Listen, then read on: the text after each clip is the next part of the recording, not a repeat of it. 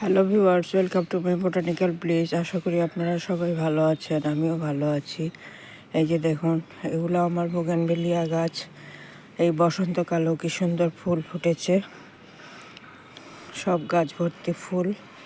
দেখতেই পাচ্ছেন আমার বাগানের বোগানভেলিয়া কত সুন্দর। এই বোগানভেলিয়াগুলি আমি প্রতিস্থাপন করার জন্য মাটি তৈরি করেছিলাম 50% বাগানের মাটি, 30% গোবর সার, 20% কোকোপিট দিয়ে। এভাবে গাছ প্রতিস্থাপন করলে গাছ খুব সুন্দর এবং ফুলে ফলে ভরা থাকে। এছাড়া আমি সপ্তাহে সপ্তাহে খোল ভেজানো জল দেই, এতে করে প্রচুর ফুল ফোটে। আর সপ্তাহে সপ্তাহে নিম তেল স্প্রে করি, তাতে গাছে কোনো পোকামাকড় লাগে না।